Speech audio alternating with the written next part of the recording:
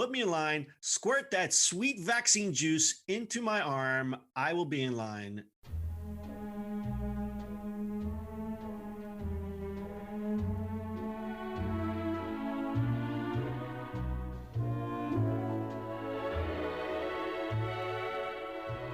It's the e-commerce minute 2020 wrap-up show. In today's episode, we'll take a fond look back at some of the episodes we've covered this year and look ahead to the e-commerce trends for 2021. And we'll also have some very special guests. All right, it goes without saying that this has been a year like any other. And if you're feeling like we are, you're anxiously awaiting its certain end and looking forward to a brighter 2021. Before our last show, we usually do a big production, lots of guests and merriment, or at least that's how it sounds through the magic of editing. But as you know, this year things are understandably different, so we are dialing it back a little bit. We're partying via Zoom. We've all got a cocktail in hand, wearing our finest comfy clothes and recording the last podcast of the season. Bart, I know you usually dress for these things in a tuxedo.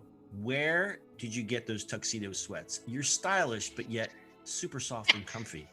Tuxedo sweat. You mean the beautiful sweater from Pete Smith's surf shop down the shore that pretty much have. It is actually a holiday theme, which is... Oh, that's good.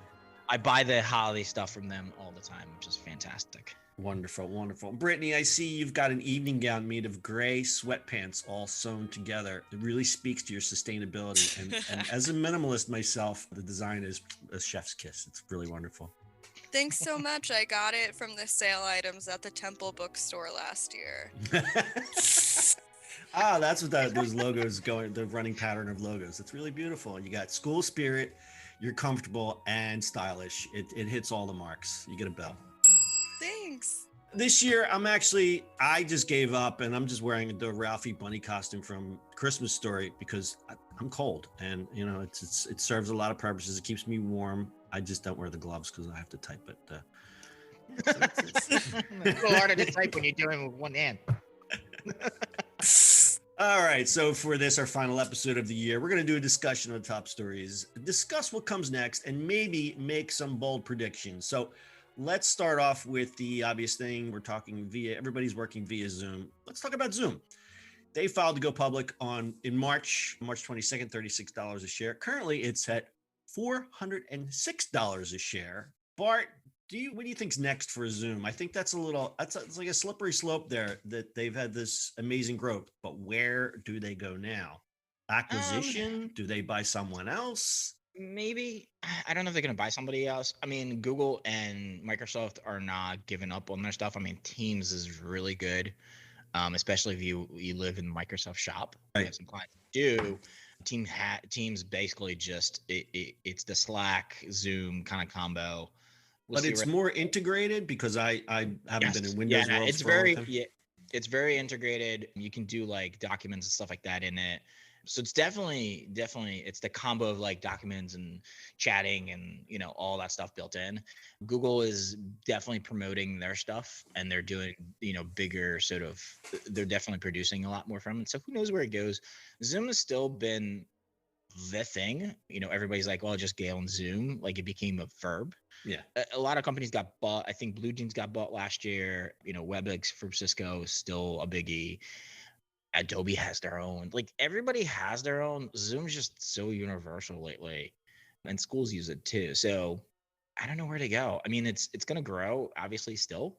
You know, next, who knows where? First of all, who knows where work is going to be after all this? Half the year is still going to be, you know, everybody's going to work from home. Zoom is just natural to be used. So they're going to keep on growing. I think they're going to get more people. The problem with them is where they're getting their money. So that's a little tricky. We'll see where it goes. Yeah, I have two thoughts. One, I just wonder how the product itself is going to grow, or do they just kind of say, "Hey, we're the verb, we're the video conferencing verb. We'll just incrementally keep tweaking the product." Because what I don't like is when someone has a product like this and says, "Oh, let's clamp on these other things on here," and suddenly you've got Skype on your hands, which everyone hates. Mm-hmm. The other thing is, where do they go? Their valuation is pretty high, but are they an acquisition target or could they buy someone else? It's an interesting spot to be in. There's rumors that Amazon, IBM, Oracle, are looking at Zoom, but those rumors fly every day, and who knows how much of it's true. Those rumors go all over the place, but interesting thing to look at. I don't have a prediction. Bart, do you have any predictions on Zoom? No, I think it's just going to be used a lot more. It's one of those, who knows right now. I think next year is still going to be growth, but obviously, like I said, Microsoft and Google is just going to keep on going after them. Yeah, I agree. Zoom has definitely become a verb. Let me grab a Kleenex real quick and Xerox my. Are you going to Xerox your Kleenex? Xerox my Photoshop, yeah. And then Clorox it. So speaking of work from home, 2020 was the year that work from home became a thing. I like to tell everybody that I have been working remotely since Bush Jr. was in office. So I've been training my whole life for this, and it was really adorable watching everyone adjust to working from home. But we'll throw some stats here. 88% of the organizations worldwide made it mandatory or encouraged their employees to work from home after COVID-19. Furthermore, 97% of organizations immediately canceled all work travel. We already knew that. According to Upwork, 41.8% of the American workforce continues to work remotely. Now, that is your information workers. That does not include essential workers who obviously, you can't build a house from home. You can't work, you can't be a police officer from home. There are just some jobs that just cannot be done from home. But it really is incredible, this shift to working from home. I have a bunch of other stats, but the one thing that should be noted, and I think become quite apparent, is how productive people have become working from home and how companies are going, well, hot damn, we don't need that office. Maybe, these people are more productive. What do you think, Bart? Multiple things. There's a lot to unpack here. I have a whole page full of stats, and I figured, you know what? We can chat about it. There's a lot of stats going on. Yeah. So first and foremost, working from home, yes, but we're also working from home while in pandemic and people are trying to school their kids at the same time. Are they more productive? Us, yes. We don't have kids. John, your kid is grown, so he's not even in the house. So, and you're used to doing this. But the productivity, it depends how you look at it. People with kids in the house where they have to teach them, it's definitely not more productive. It's actually probably a lot more stressful. Personally, on from our side, we've built like a remote company no matter what. So as much as we like being in the office and having friends around and stuff like that, ironically, I'm actually in an office right now, working from home and being remote. I am all by myself. Working remote is not that hard for us. It's never been. Like most all our clients are remote. They're nowhere near us. We don't see them. It's all online. So we know how to work it. Knowledge work is a little different. Obviously, it's all on computer, so we can work pretty much from anywhere as long as we have internet connection. I miss everybody being in office, but that's just me. Not everybody likes that. John, you're you love working from home. So there's a whole bunch of things. Where is this going? I think the change is going to be I think there's going to be a resurgence of co-working spaces, meaning that I think people like the changes of how office space looks and what it is. It's not going to be a huge office space anymore, but people will want to get out. I like getting out of the house to have some space, but we don't have to have an office for that, right? You can do partial or co-working spaces. I think that's going to be interesting once everything kind of clears up. I'll agree with you there 100% on the co-working thing. I think it's a shame about what happened to WeWork, because if they could have held on for another year, they could have been a completely different company. And I think they will be, John. I think the change how they're working and what they're doing with it, they're going to come out on top with us. Yeah, no, I agree. You're going to see people looking for the on-demand office, but not necessarily, we need to have 5 floors in a building dedicated. It's more like flexible office space. And we're going to also talk about people moving. People are on the move. Remote working is now, it's not like, he's a weirdo, he's a remote worker. It's like people want to do this. And again, it's tailored to the different types of work. We are obviously more tailored to this type of work, and the people that can do it. You can work if you've got a laptop and a Wi-Fi connection, which also leads not just so much the co-working thing, but also the companies that said, hey, you know what, this is working out great. You can work from home forever. Well, the guy who lives in San Francisco or New York goes, well, hot dog, I don't have to pay New York rents anymore. I can move to Punta Gorda, Florida, or some place that's like super cheap to live. And he's going to pocket. He's going to. What's that? Pahrump, Nevada. Pahrump, Nevada. That's even better. Pahrump, Nevada. So he moves to Pahrump, Nevada, and he pays less in everything, in housing and all the other things that all the associated costs that came from working, and puts the rest of that in their pocket. So the one question that is raised now is, well, if you're working for tech company X and you're getting paid a premium salary because you live in San Francisco and you decide to move to Pahrump, Nevada, should you get paid the same salary? Well, if the need for that talent warrants that salary, then of course, yes. But if your salary has been adjusted for your location, then there's a whole different discussion there. And we're not talking about maybe an engineer that can command, a six figure, but maybe somebody who's in customer service that I moved to Austin because that's where the company wants me to be, and now I don't have to live in Austin anymore. Should they take a pay cut just because they can now move to a different suburb? Yeah, and that's a hard like very hard. It's a hard argument on both sides, right? Yep. Do you pay salaries that are exactly the same? Is that fair? Or do you pay salaries according to where you live? Mm-hmm. Like there's a whole bunch of ways of looking at it. And I don't think there's a right answer, right? Like, yes, for the workers, you kind of want to pay them, great salaries, but is it fair to one worker to be in a very expensive place? It's just so different, right? Because, and then everybody's situation is different. What if you have family and you can't really move? You have to be in one place, Right. Yeah, I'll be very interested to see the numbers on this in like 2 years. Yeah, I think it's going to take 2 years. I think next year is going to be a real paradigm shift in that. It's almost I'm looking forward to it, but I'm almost dreading it when we finally go, oh, we're past this, because what's going to happen. Everything is going to explode. Oh my God. You're not going to be able to get a table in a restaurant. You're not going to be able to get on a flight. You're not going to be able to buy a house anywhere because everyone is suddenly going to go, I'm free. And I can't even imagine the clubs. Yeah, it's going to be insane. But, good problem to have. But especially when it comes to the remote workers, like where does that shake out? Where does that fall? And I think that's going to take 2 years for people to figure that out. We're now in the winter and things are kind of stagnant, and we're really in the dreaded, like, hopefully last gasp with this pandemic. So I think people are pretty much, just kind of staying put and see what's going to happen. But the next 6 to 8 months are going to be really telling in what happens to the workforce and obviously the economy overall.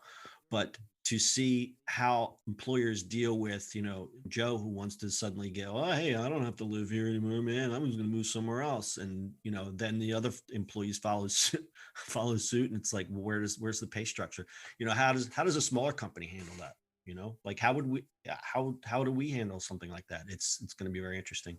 It's also going to change the questions that future employees ask their employers in interview. Like, what's your policy on remote work? Like, Yep. how did you handle the pandemic? What did you let your workers do? It's going to just change so many things about even the dynamics of an interview, what people are looking for in a company now.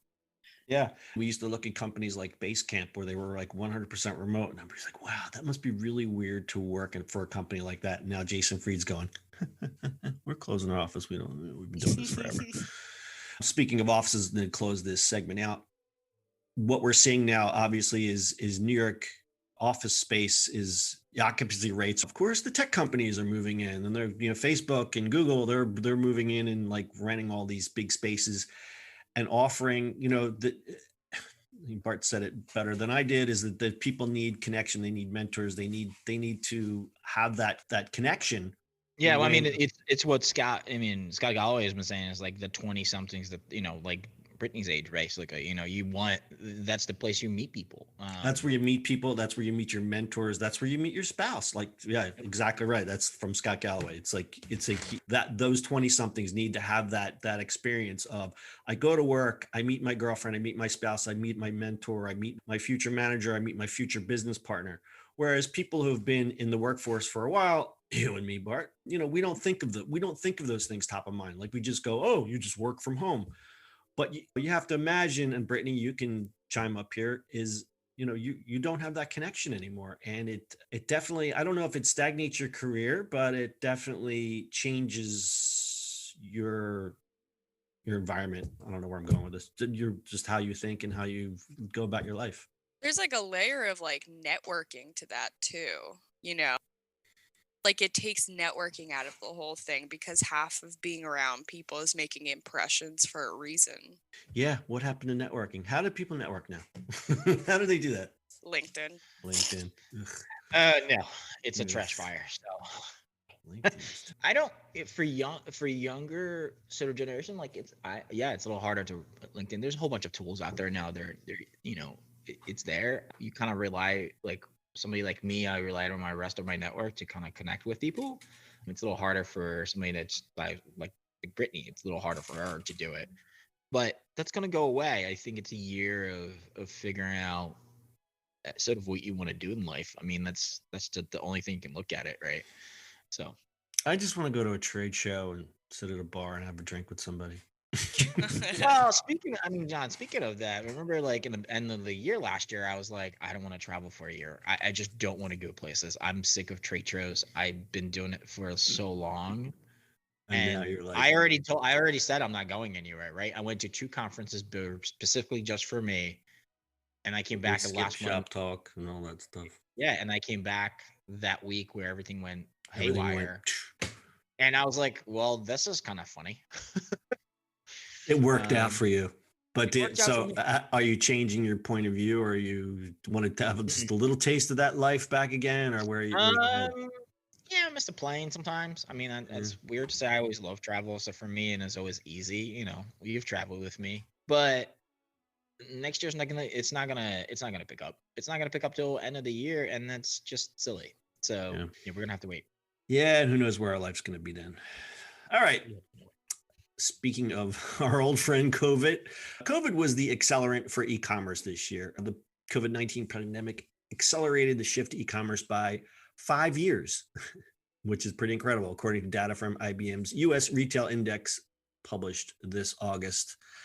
On the downside, department stores, as a result, are seeing significant declines. In the first quarter of 2020, department stores sales and those from other non-essential retailers declined by 25%. Now, and then it declined further from that, but we won't get into that. But the winners were anyone who was doing delivery, BOPUS, online grocery, things like that. My favorite, US e-commerce sales jumped 37% in Q3 alone.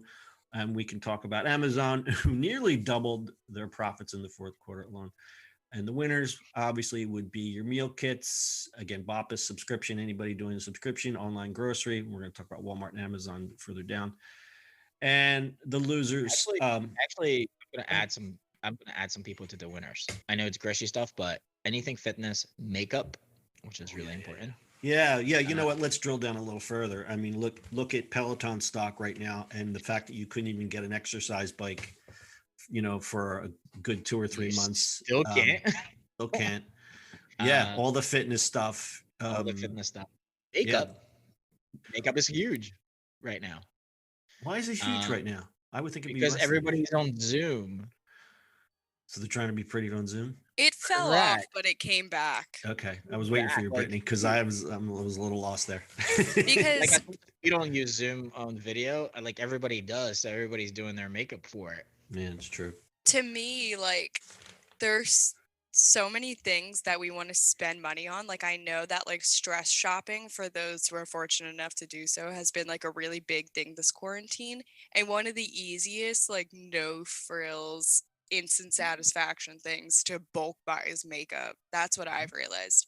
In the beginning, people were like, no, I'm not wearing makeup, I'm not wearing shoes, I'm not wearing this, I'm not doing that. And then halfway through, we were like, wait a second, I want to feel pretty again. So everyone just like completely like binged out on buying all this makeup. Yeah, remember John in like April or May, remember the story we had about like everybody's buying tops and they don't care about the bottoms? Yeah, right. We actually saw a stat where it was like sales of pants declined.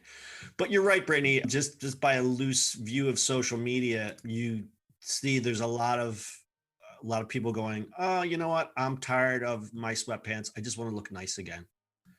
And yeah, so I guess it's people are just like they're just bored with being. They're just bored with just not doing their makeup sometimes. They just want to look pretty. They're just bored. We want to pretend we're going out. Yeah, I mean, if a little bit of makeup makes you happy and for your mental health, more power to you. You know. Yeah, absolutely. Some of the other winners, obviously, alcohol sales. food delivery, and home improvement materials because, and I Everybody's will home. attest to that, that's all I've been doing is just puttering around my house. And my new disco is Home Depot. I go to Home Depot once or twice a week and walk around. Plywood is at an all-time high because people are just building stuff. So Yeah. it's really going to affect housing prices next year, but that is a whole another conversation. It's already there. I mean, The it's just housing I've been looking at houses and I'm frightened by what's out there because cheap money and people are moving everywhere. And it's only, as I said earlier, it's in the next 6 to 8 months, it's going to be insane. All right, let's talk about some of the big tech mergers, specifically in the commerce space. We'll go through some. We're not going to cover all of them, but we'll cherry pick a few. In May, Facebook bought Britney's favorite, Giphy, for $400 million. That's the searchable library for movable images or GIFs. Price is pegged to $400 million.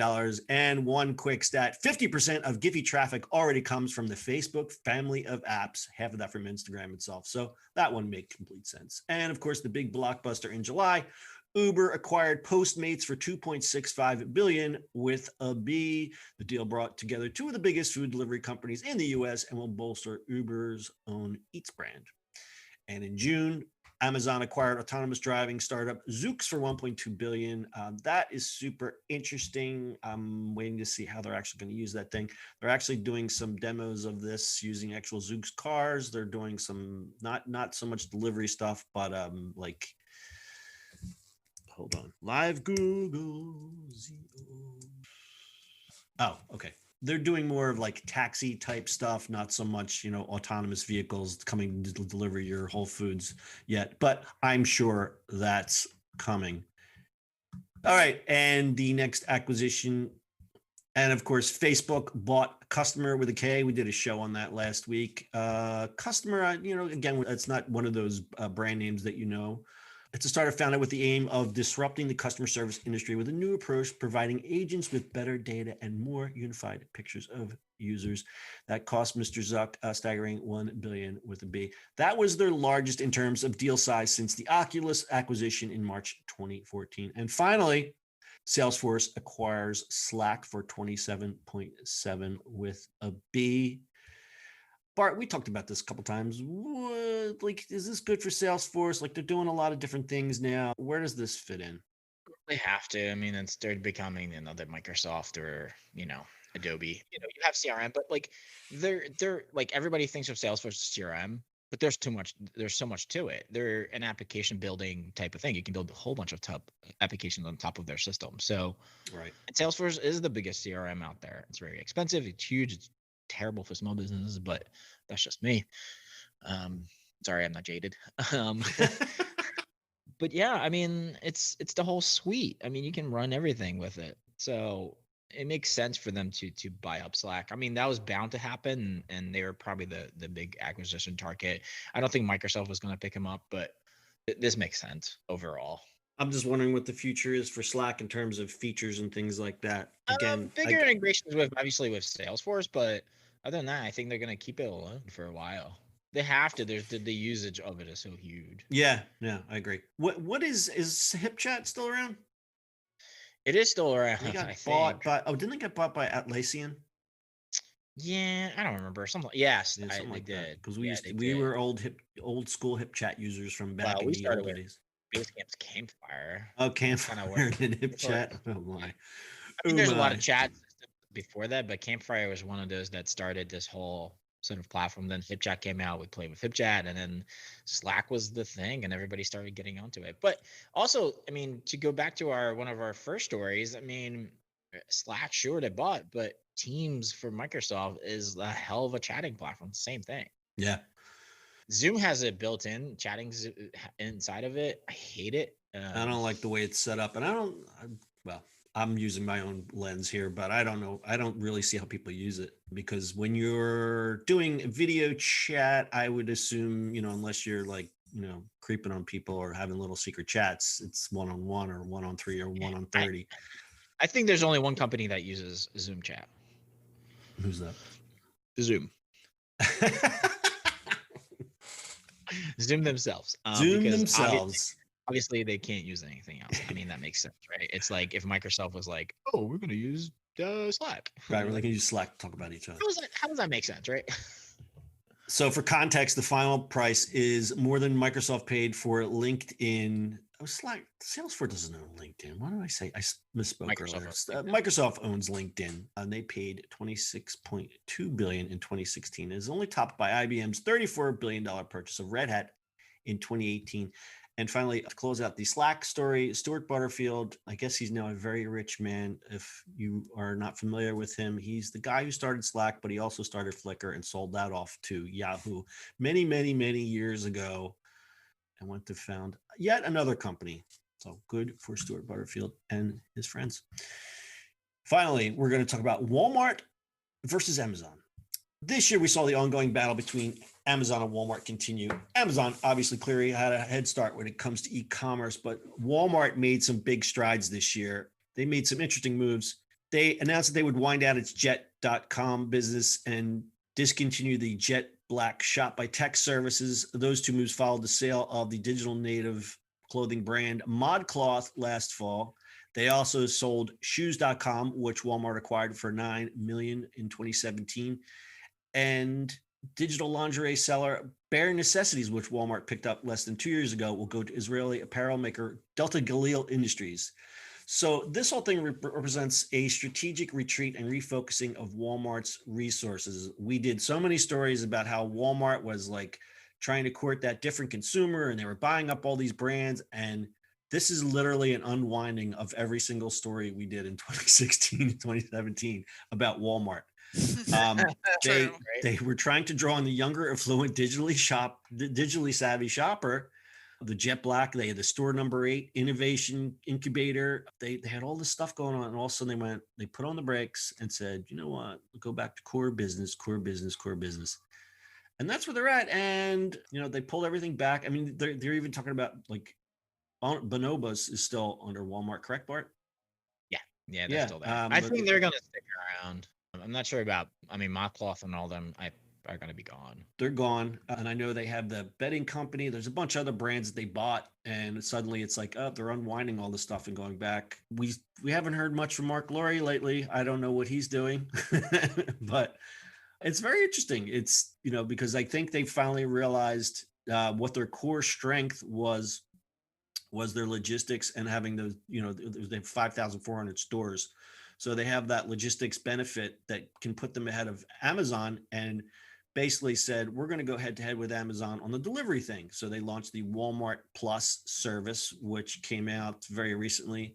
And if you compare them, they're not the same. So Prime is $119 a year. Walmart Plus is $98 a year. But with Amazon Prime, you get all that other stuff. You get all the media services and the photos and music and all that other kind of stuff. But for Walmart Plus, you get for grocery orders over 35 and up for free, and anything from the warehouse is delivered free. But again, 98 to 119, it's not really a big difference, but I think they're catering to two, I think they're two different customers there. I don't know. What do you think about this, Bart? Oh, Walmart. I don't know where they're going to go with it. I mean, I have the size of it. I think overall, I think Walmart went, hey, our stores are moneymaker. Let's not go deep into other things, and let's just do our Walmart Plus and be better than Amazon and just stick it to it and be done with it. Yeah, and where are they going to do that? They're going to do it through grocery. That's kind of where I was kind of leading you down the path here. I think that's where Walmart realizes that they're better at the grocery because of sheer market share, and the ability to, because Amazon stuff comes from either the stores or from a warehouse. But look at the footprint of Walmart. Like if you got 5,000, 5,500 stores or whatever it is, you can get a grocery order, they can have that there within an hour because everyone lives within what's the stat, like 90 miles of a Walmart or something like that. It's actually probably lower than, well, not everybody, right? Because you got to, I don't know, you live around the corner for one, parents do too. I mean, it depends where you live, but Walmart is like the biggest store for a lot of people, which is great. Super Walmarts are awesome because it's just one-stop shopping for everything. Yeah, I think they're, for me, Walmart with their groceries and everything, like with groceries and everything else built into it, and then that the Walmart Plus stuff, either delivery or BOPIS, I think they have a good strategy to win, right? That whole market share. Because I think Target has its own kind of market, and then Amazon is Amazon. Yeah. I think those three, like between Amazon, Target, and Walmart, there's definitely a selection of people that you have the market kind of taken care of completely. Yeah, because again, I have this little chart here that I keep looking at. Dollar for dollar, Amazon Prime is the better deal because of all the other services. And, you know, when you look at products available for same day delivery from Amazon Prime, 3 million, Walmart Plus, 160,000. They don't offer streaming. You can get a fuel discount. So you have some of the Walmart supercenters, I guess, have gas stations. You can get a fuel discount, but not many people be able to take advantage of that. I mean, but if you're sort of weekly or bi-weekly grocery shopping and your tool pickup and your car service and everything else, where a lot of these sort of areas, that's the only thing you have, something like that is great, because Amazon's not going to cover any of that, right? Right. You would think that if somebody purchases, I would say, sorry, I'm spitballing here. I wonder if in the Walmart Plus thing, if they're gonna also not only groceries and they do that whole delivery, whatever they're like discounting on or whatever, but I wonder if they're gonna also include like, hey, if you pay this, we'll give you 10% discount on your tires when you change them here, Yeah. or battery, or any like all the services that extra are already into Walmart. That's a good point because again, people are always going to look at that chart. Well, why should I pay 98 when 119 I get all this stuff? But that may be a different type of consumer who are just looking for those discounts, and 10% for Walmart is nothing. So 10% off of auto, you go to the Sam's Club because they own the Sam's Club, maybe you connect the Sam's Exactly. Club to it, you do all that kind of stuff. Walmart did buy Voodoo. I guess that's where they were kind of heading with that, but then I think didn't they sell it? So I don't know Yeah, where they're going. I think that it was the same. Like if you look at it, it's the same breadth as Bonobos and Moncloth and all those services. Yeah. I think it was just not what they do, right?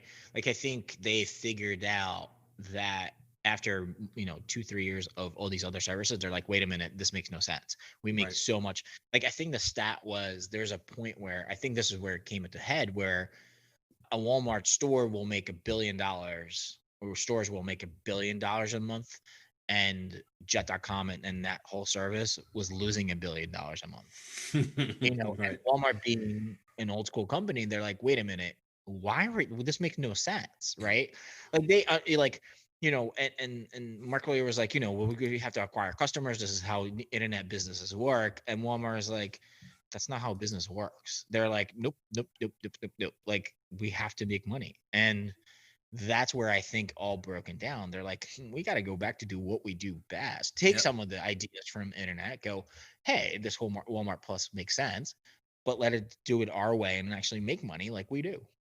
Yeah, and I was actually going to read off some of the pharmaceutical moves that Walmart has made, but the list is really like way too long to even read. So they're really doubling down on that in-store experience, going head to head against Amazon for that type of, the same types of services, but working with their physical footprint.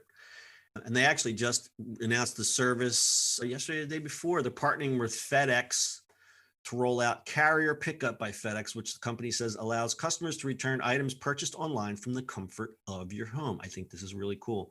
It's the latest service to help online shoppers make returns without the hassle of leaving their home or facing potentially long lines and crowds. I would totally use this. Yeah, I think, John, speaking of the medical stuff, I think the next battleground for Amazon and Walmart is going to be medical. It's going to be pharmacies. It's going to be, pharmaceutical things that get delivered. Yep. And I I think agree with that. those two put together are going to be a major player, and they will like kick all the pharmacies, but all over the place. Yeah, I mean, digital health is. Go if ahead, Rick. in the race for dominance they can make medicine more affordable, I'll be Yeah, here for that. you would hope to see that. That's a big ship to turn there. I think that's pretty low on the list of things that could potentially happen, but who knows with Amazon. But Well, yeah, Amazon, I mean, they're buying medical stuff, they're buying pharmacy stuff. I mean, I finally used their pharmacy service, not the pill pack stuff, because there's two the other different thing, services. right? Just the regular pharmacy. I love it. I'm telling you, I literally just got a text message 2 weeks before I need my meds fully. They're very on top of it, and it's easy. It was just there. Like, mind you, my meds are not that expensive for I have to take them, but still, it's kind of it's the way I think this is gonna roll out and the way they're gonna attack it. It's gonna be huge. Totally agree. Okay. So wait, I did research. Allegedly, according to Business Insider, 90% of all Americans live within 15 miles of a Walmart. There it Boom. is. There it That's what I is. thought. Bam. So 15, you talk about 15 miles. So Wow. it proves, sort of saying me, if they integrate more stuff, like they're gonna take, it's gonna be amusing actually, but if they take the Sam's Club membership model, put it into sort of the internet model, now they're become this membership thing that is discounted. You can have services plus pharmacies plus it all of a sudden becomes a thing, right? For a lot of people who are, that's their only place to shop. Good point. Good prognostication there from Bart. And I have them sometimes. he's got them sometimes. Sometimes he's got it. And sometimes he just goes. Sometimes he just gives a heavy sigh. And for our biggest story of the year, the vaccine. Our hero, the vaccine, which will get us all back to some sense of normalcy. I was actually shocked and stunned how fast that our dear friend science was able to come up with a vaccine. But I know, Bart, you've been kind of, you and I chat a lot about this. It's actually a vaccine that was already in development, and they were able to link it and turn it around. You have any thoughts on that? Yeah, it's a new kind of technology. They've been doing it for, I think, over a decade now. It's the idea that basically instead of the virus, they actually attacking the surroundings of it, or the proteins, which is cool because any virus that has a protein like that, they can actually make a vaccine really quickly. There's no actual virus inside of it. There's genetic materials saying, Yeah, here's the instruction. and Here's the instruction. a lot of people misunderstand that there's no virus in this vaccine. This is a completely different thing. Correct. So basically what's cool is it's not trying to make antibodies against the virus itself, but actual the wrapping of it, in layman's terms. Don't take my advice on that, but that's I am not a doctor, but I do play one on a podcast. Dale and Holly expressed last night. Did not. That's just silly. But that's the basic, right? It's the they're attacking the wrapper, right? So it destroys it and all that stuff. So it's actually a very, very cool technology that been actually around for a very long time. This is why they could do it this fast. And they also had the genetic material in like January or December of what the actual, the DNA of it or RNA of it was. So that's why they could do it really fast. Right. The other side of that is like people are like, oh, this is quick. But if the whole world is taking the red tape off and throwing as much money as you can at this is why this is developed so fast. Not hard. A lot of the issues with vaccines or any medical is red tape and testing and, getting through approvals. Right. Everybody sped everything up, which makes it faster. Like, I think they did it. What was it? Pfizer? I think they figured it out over a weekend. Pretty incredible. I think it's 2 immigrants from Turkey in Germany. That's where Pfizer's based out of, where they did it over a weekend after splicing the RNA. So I think that's what it was. But it's just fun. Like it's amazing to me how good the science of this is. Yeah. So yeah. Science wins again. And as of this timeline, we're in mid-December. So 21, we're in the middle of December. So almost 8 million doses of the Pfizer and Moderna vaccines have been shipped to states. They're going to 3 priority groups: healthcare workers, frontline workers, and people over 75. 50 million people are expected to get injections by February. And then starting in February, 50 million more in those priority groups get vaccinated.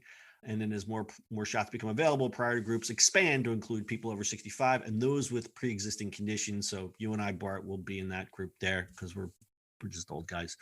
And then March, April, more priority. They expand the priority groups. And then May, June becomes widely available to young, healthy members of the general public. So, Britt, you're going to have to wait till June. Hey, I have asthma. Oh, you know what? We're going to move you up to the March time slot. I'm just very, very excited about all this. No, I'm excited too. I mean, obviously between Pfizer and Moderna, they're two good ones, and there's more coming. So this is good. Yeah. So they're predicting between July and September, most adults in the U.S. who want a vaccine will likely have access at this point. It takes 2 shots, but they figure by October, December, herd immunity through vaccination could be reached in the U.S. if 75% or more get their shots. Put me in line, squirt that sweet vaccine juice into my arm. I will be in line. I have no problem getting a vaccine shot. Please give it to me now. What else? Please. Please, sir. May I have a vaccine? Please. I have no problem. Well, I mean, people are like, in the beginning of this, when they started vaccine, I was like, yeah, we probably have to wait 6 months. We have no choice but to wait 6 months now. Right. But also by the time, you, John, you and I get it, or Brittany, forget it. Like, there's so many people that be already vaccinated and went through this for over 6 months or more, almost a year. Right. Yeah. Because you look at the people who went through the trial, like that's gonna be almost a year when they had it. So yeah, it's gonna be, it's basically it's safe. There's nothing in it. Literally nothing in it. There's nothing in it. It's just vaccine juice. It's good for you. And your hot dog you ate on the street of New York, it has more crap than this. I was just about to say, if there is anything in it, I'm immune to it. I eat Taco Bell bi-monthly. I was just going to say Taco Bell. Yeah. I'm fine. If you've had Taco Bell burritos, you can take this vaccine. Trust me. The list of ingredients in this thing is like the mRNA, right? That whole point, and then it's like few fats, little salt, little sugar. Like literally, that's all it is. Sounds good. Fat, salt, sugar. That's We're going to see a lot of vaccine-themed cocktails once we get back to bars. All right, we're going to close this episode, this final episode of the year up for the e-commerce minute. We wish you a happy holiday and a great new year. The gang will be back with new shows. In fact, Brittany did renew her contract again, so we'll be back for season 5 in January 2021. And listeners, if you like the show, go share it with your friends. Make sure they subscribe. Leave a rating on iTunes. Every listener helps. Share the gift that is the e-commerce minute. From all of us from Sumo Heavy, we wish you the happiest and safest of holidays. Stay home. Stay put. We got this. We got this. 2021 will be back stronger than ever. We will see you in January. I'm going to read. I'm going to do we're pause for the record scratch. I'm going to do this intro, and then I'm going to get into what we're wearing, and then we'll go, speaking of Zoom, because we're going to talk about work from home, and then we'll go into it. And hopefully it will just flow like molasses down the side of a giant thing of pancakes. Yes. I should put that in at the end.